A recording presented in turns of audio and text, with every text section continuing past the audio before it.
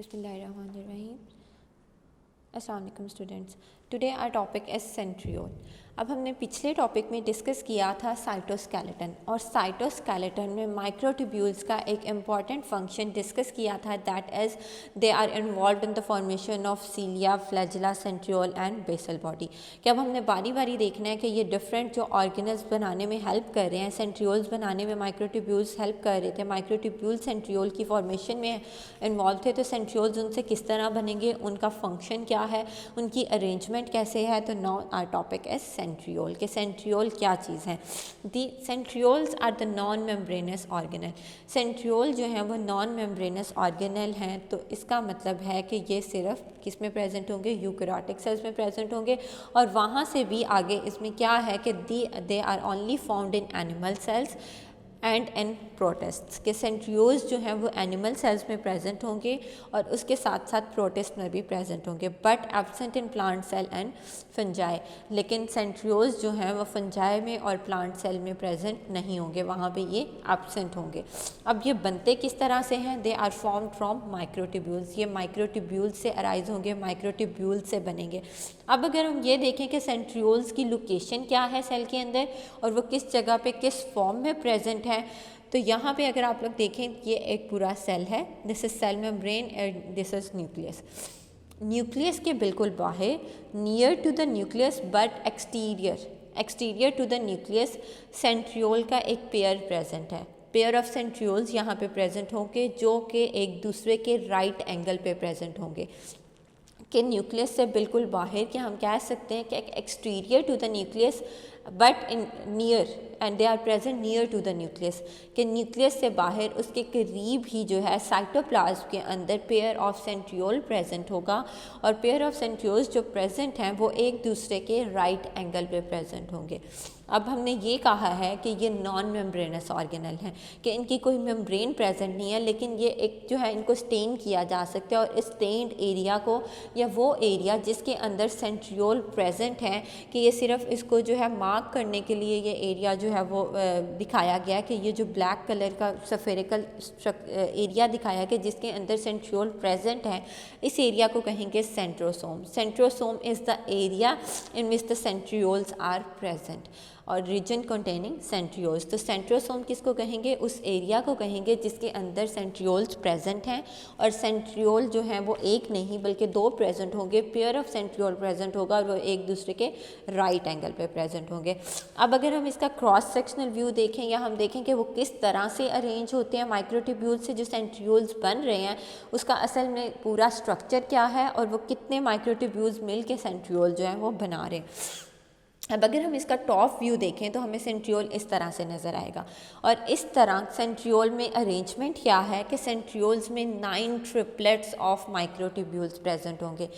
9 triplets of microtubules का क्या मतलब है कि ये अगर हम इनको नंबरिंग करें 1 2 3 4 5 6 7 8 एंड 9 माइक्रोट्यूब्यूल्स प्रेजेंट हैं, और ट्रिपलेट्स की फॉर्म में प्रेजेंट है।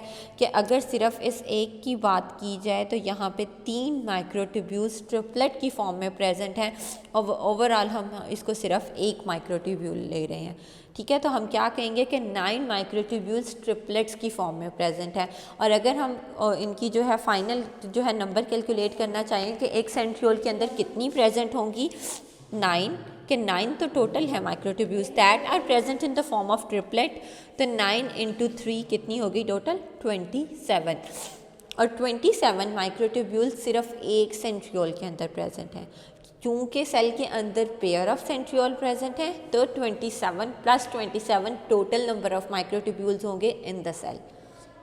आई होप इस बात की आप लोगों को क्लियरली समझ आ गई होगी, क्योंकि ये बात समझना बहुत ज़रूरी है कि माइक्रोट्यूब्यूल जो सेंट्रियोल है उसमें 9 ट्रिपलेट्स ऑफ माइक्रोट्यूब्यूल्स जो हैं वो प्रेजेंट होते हैं, और वो किस तरह अरेंज होंगे, और फिर दोनों सेंट्रियोल भी एक दूसरे से राइट एंगल पे अरेंज हैं, और ये भी एक दूसरे से किस तरह से अरेंज हैं, और पूरा एक स्ट्रक्चर बना रहे हैं। तो इसलिए कहा है कि 9 ट्रिपलेट्स हैं माइक्रोट्यूब्यूल्स के, एंड 9 × 3 27 टोटल माइक्रोट्यूब्यूल्स हैं एक सेंट्रियोल के अंदर।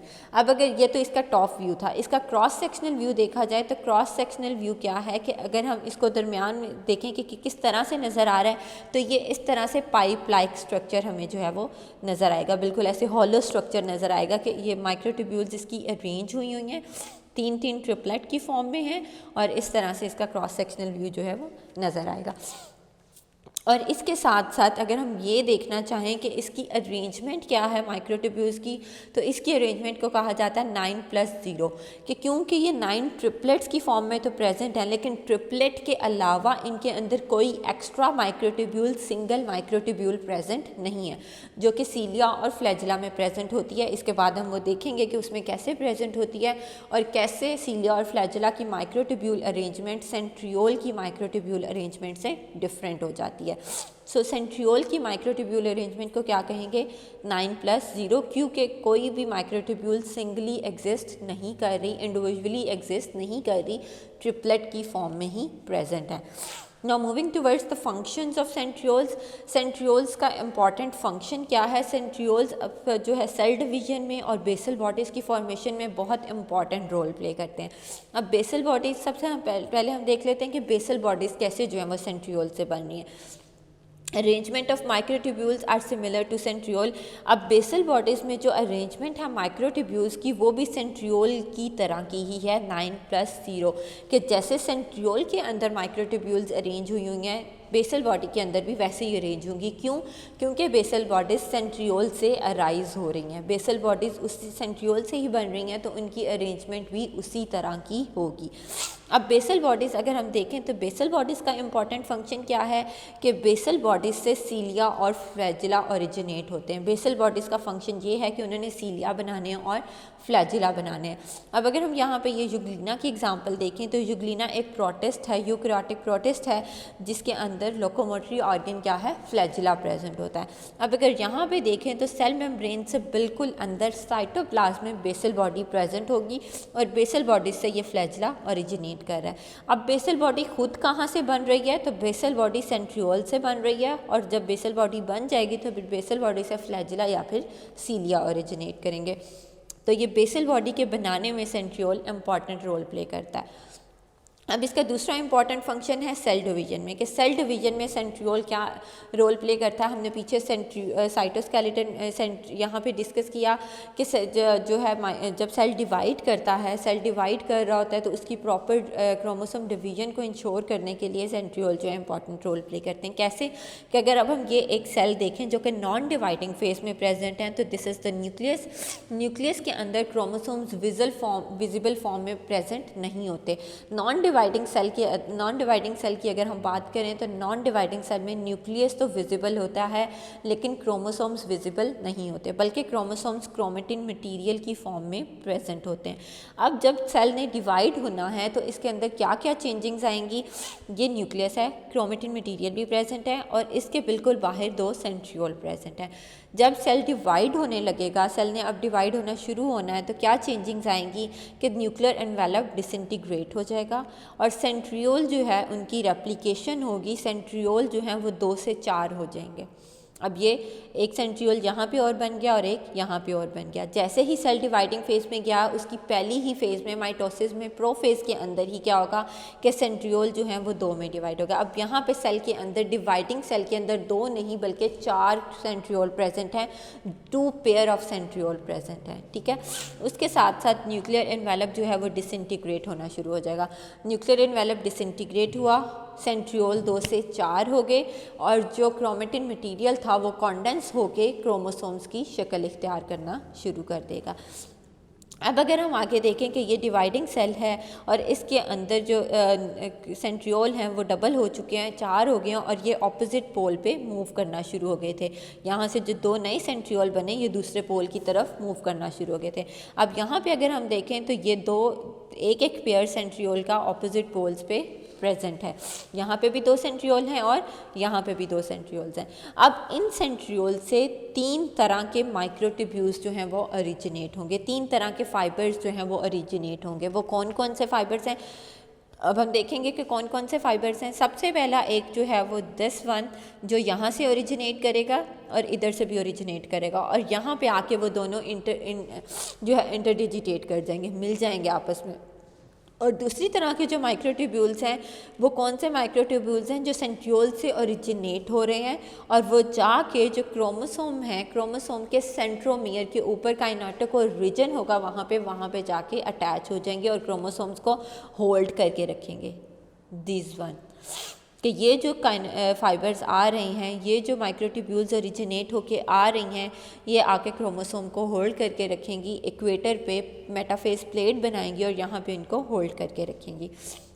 और जो तीसरी तरह के माइक्रोट्यूब्यूल्स हैं वो सिर्फ जो है बिल्कुल पेरिफेरी पे अरेंज होंगे, वो क्रोमोसोम्स के साथ इन्वॉल्व नहीं है, वो सेल क्रोमोसोम्स को डिवाइड करने में भी इन्वॉल्व नहीं है, बल्कि वो सिर्फ यहाँ पे जो है बाहर की तरफ ओरिजिनेट करेंगे। और इनको हम अब देखते हैं कि क्या क्या नाम देंगे। तो सबसे पहली तरह के माइक्रोट्यूब्यूल्स जो कि ओरिजिनेट हुए थे और वो सिर्फ क्या कर रहे हैं कि आपस में जो है वो सिर्फ इंटरडिजिटेट कर रहे हैं और वो क्रोमोसोम्स के साथ जो है वो अटैच नहीं हुए, तो इन माइक्रोट्यूब्यूल्स को कहेंगे पोलर माइक्रोट्यूब्यूल्स। अब दूसरी तरह के माइक्रोट्यूब्यूल्स हमने पढ़ा कि ऐसे माइक्रोट्यूब्यूल्स जो है वो ओरिजिनेट हुए हैं जो कि जाके क्रोमोसोम्स के साथ सेंट्रोमियर पे काइनेटोकोर रीजन पे अटैच हो रहे हैं, तो इन जो माइक्रोट्यूब्यूल्स को क्या कहेंगे, kinetochore microtubules. And the third one जो कि सिर्फ जो है वो यहाँ से अराइज हुए हैं और बिल्कुल पेरिफेरी की तरफ मूव कर रहे हैं, सेल के पेरिफेरी की तरफ, तो इनको कहेंगे एस्ट्रल माइक्रोट्यूब्यूल्स। अब पोलर माइक्रोट्यूब्यूल्स और काइनेटोकोर माइक्रोट्यूब्यूल्स को कलेक्टिवली कहेंगे स्पिंडल फाइबर्स। क्योंकि ये जो हैं वो रोल प्ले कर रहे हैं क्रोमोसोम्स को अलग करने में, क्रोमोसोम्स को डॉटर सेल्स में भेजने के लिए, उनको जो है वो वहाँ से सेपरेट करने के लिए, and to ensure equal distribution of chromosomes and during the cell division and in the daughter cells. तो इस वजह से इनको कहा जाता है स्पिंडल फाइबर्स। ठीक है, स्पिंडल फाइबर्स क्या करेंगे, इंश्योर करेंगे कि जो क्रोमोसोम्स हैं वो इक्वली डिस्ट्रीब्यूट हो गए, क्योंकि जब सेल डिवाइड हो रहा है, अब सेल मेटाफेज प्लेट पे ये जो है अरेंज हो गए हैं, तो अब यहाँ से पोलर माइक्रोट्यूब्यूल्स और काइनेटोकोर माइक्रोट्यूब्यूल्स जो हैं वो कॉन्ट्रैक्ट होना शुरू हो जाएंगी, और जैसे ही ये कॉन्ट्रैक्ट होंगी ये अपने पोल की तरफ आना शुरू होंगी, तो यहाँ से क्रोमेटिड से जो सिस्टर क्रोमेटिड्स हैं ये सेपरेट हो जाएंगे और एक सिस्टर क्रोमेटिड इस तरफ मूव कर जाएगा और एक सिस्टर क्रोमेटिड इस तरफ मूव कर जाएगा।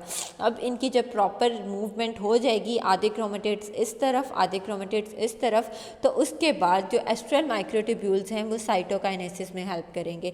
कि यहाँ पे पीछे तो अब हम सारा देख रहे थे कि न्यूक्लियस किस तरह डिवाइड हुआ है, तो वो क्या था, कैरियोकाइनेसिस था। अब उसके बाद जब दो डॉटर सेल्स बनने हैं तो साइटोकाइनेसिस होनी है, साइटोप्लाज्म में डिवाइड करना है, तो साइटोप्लाज्म को डिवाइड करने में एस्ट्रल माइक्रोट्यूब्यूल्स अपना रोल प्ले करेंगे।